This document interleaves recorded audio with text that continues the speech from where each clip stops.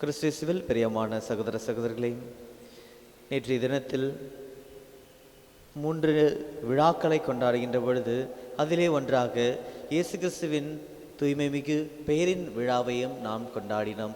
இயேசு கிறிஸ்துவின் பெயரை சுட்டுகின்ற விழாவை கொண்டாடினோம். இந்த பெயர் என்பது ஒருவருடைய அடையாளமாக இருக்கின்றது.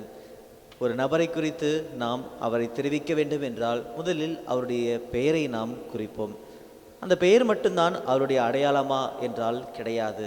மாறாக அவருடைய குணங்களும் அவர் இந்த உலகத்தில் பிறருக்கு தாம் யார் என்பதை அறிவிக்கின்றதும் அவருடைய அடையாளமாக இருக்கின்றது. இன்று நம்மை குறித்து பிறரிடம் சொல்ல வேண்டும் என்றால் நம்முடைய அடையாளம் என்பது என்னவாக இருக்கின்றது? ஆக நம்முடைய பெயர் அடையாளமாக இருக்கின்றதா? நம்முடைய குணாதிசயங்கள் நம்முடைய அடையாளமாக இருக்கின்றதா?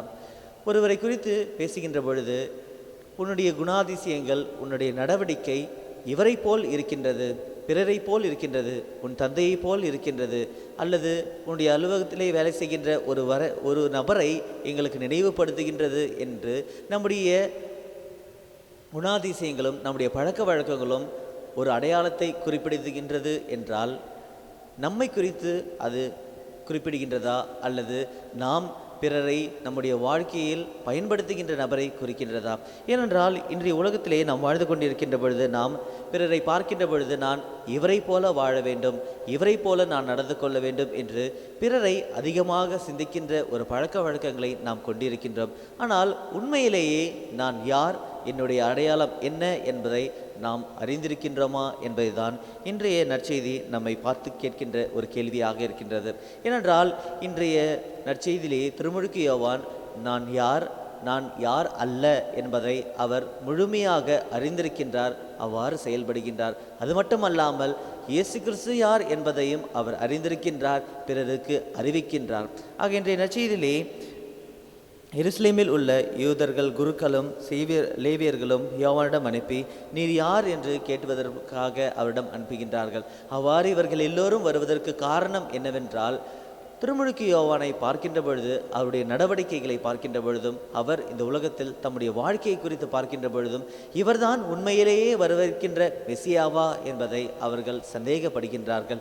இருப்பினும் இவர் மெசியா என்பதை அவர்களால் ஏற்றுக்கொள்ள முடியாத அளவுக்கும் இந்த மனிதரானவருடைய வாழ்க்கை இருப்பதை இவர்கள் நினைவுபடுத்துகின்றார்கள்.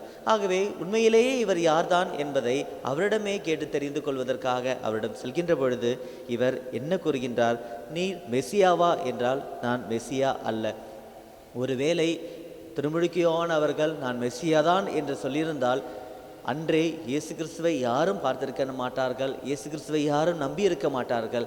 ஆகவே இவர்தான் இயேசு கிறிஸ்துவ என்று அவர்கள் நிச்சயம் நம்பியிருப்பார்கள், இவர்தான் மெசியா என்பதை அவர்கள் நம்பியிருப்பார்கள்.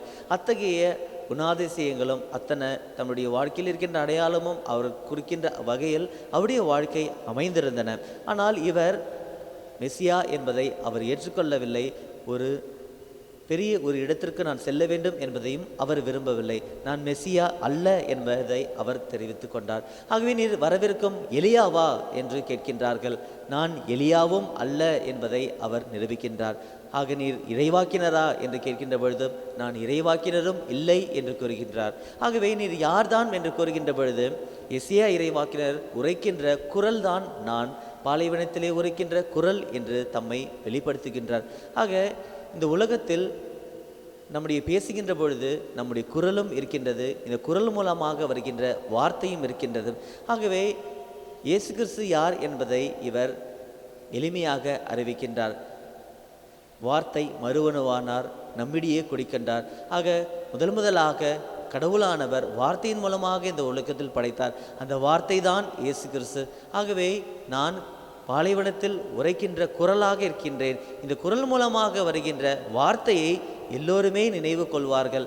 ஆனால் அந்த வார்த்தையை பெற்ற பிற்பாடு வருகின்ற குரலை யாரும் ஞாபகத்தில் கண்டுகொள்ள மாட்டார்கள், அந்த குரலையும் யாரும் நினைவு கூற மாட்டார்கள். ஆகவே குரலாக இருக்கின்ற நான் வார்த்தையை பிறருக்கு அறிவிக்க வந்தவனாக தம்மை பிறருக்கு அறிவிக்கின்றார். ஆக வார்த்தையானவர் இறைவன் இயேசு கிறிஸ்துவாக இருக்கின்றார். அவரை வெளிப்படுத்த வந்த குரலாக தான் நான் இருக்கின்றேன் என்று தம்மையே தாழ்த்தி கொள்கின்ற திருமுழுக்கு யோவானை நாம் பார்க்கின்றோம். அவருடைய மிதியடிவாரை கூட அவிழ்க்கக்கூட எனக்கு தகுதியற்றவனாக இருக்கின்றேன் என்று தம்மை முழுமையாக இந்த உலகத்தில் அறிந்த நபராக இருக்கின்றார். ஆக இதற்கு பிறப்பாடுதான் நாளை நற்செய்தியிலே வருகின்ற பொழுது இவர்தான் ஆட்டுக்குட்டி, இவர்தான் மெசியா என்பதை இவர் பிறருக்கு அறிவிப்பார். ஆக இன்று நம்மை குறித்து நாம் பார்க்கின்ற பொழுது நம்முடைய அடையாளம் என்னவாக இருக்கின்றது? திருமுழுக்கு யோவானை குறித்து பார்க்கின்ற பொழுது இவர் ஒருவேளை மெசியாவாக இருப்பாரோ என்பதை அவர்கள் சந்தேகப்படுகின்றார்கள். இன்று என்னை குறித்தும் நம்மை குறித்தும் பிறர் பார்க்கின்ற பொழுது யாராவது என்றாவது நீர் தான் மெசியா என்று நம்மை குறித்து அவர்கள் கேள்வி கேட்டிருக்கிறார்களா? நீர்தான் இயேசுவா என்று கேள்வி கேட்டிருக்கின்றார்களா?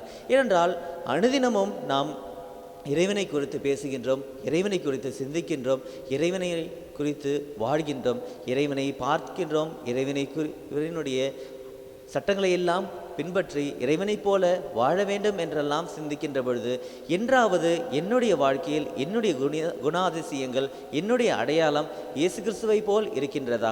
அனுதினமும் அவருடைய திருவுடலையும் திருரத்தையும் பெற்று வாழ்கின்ற நாம் என்றாவது இயேசு கிறிஸ்துவை என்னுடைய வாழ்க்கையில் பிறருக்கு அறிவித்திருக்கின்றன? பிறர் என்னை பார்க்கின்ற பொழுது இயேசு கிறிஸ்துவை போல் இருக்கின்றது, கடவுளுடைய குணாதிசயங்களை பெற்ற ஒரு மனிதனாக இருக்கின்றேன் என்று என்னை பார்த்து யாராவது கேள்வி கேட்டிருக்கின்றார்களா? அத்தகைய ஒரு வாழ்க்கை நான் என்றாவது வாழ்ந்திருக்கின்றனா என்பதுதான் இன்று நாம் நம்மை பார்த்து கேட்கின்ற ஒரு கேள்வியாக இருக்கின்றது. ஆகவே நாம் இறைவனை தொழுகின்றோம், இறைவனை பின்பற்றுகின்றோம், இறைவனை போல வாழ ஆசைப்படுகின்றோம். இவற்றையெல்லாம் குறித்து சிந்திக்கின்ற பொழுது நாம் எப்பொழுது இறைவனை போல வாழப்போகின்றோம்? எப்பொழுது திருமுழுக்கு யோவானை பார்த்து கேட்கின்ற கேள்வியானது என்னையும் பார்த்து நீர் இறைவனா? நீர் இறைவனை குணாதிசயங்களை கொண்டவராக இருக்கின்றீரே, நீர் இறைவனால் தேர்ந்து கொள்ளப்பட்ட மனிதனா, இறைவனால் அனுப்பப்பட்ட மனிதரா என்று நம்மை எப்பொழுது பார்த்து கேட்கின்றார்களோ அப்பொழுது நாம் புனிதத்தை அடைகின்ற ஒரு மனிதனாக இருக்கின்றோம். அன்று இயேசு கிறிஸ்துவும் திருமுழுக்கு யோவானும் கடவுளும் இதோ என் அன்பார்ந்த மைந்தன் என்று நம்மை குறித்து அழைத்து பூரிப்படைய போகின்றார்கள். அத்தகைய ஒரு வாழ்க்கையை நாம் வாழ்வதற்காக, இந்த மண்ணுலகிலே ஒரு வாழ்க்கையை அடைவதற்காக இந்த திருப்பலியிலே வர வேண்டி நாம் மன்றாடுவோம்.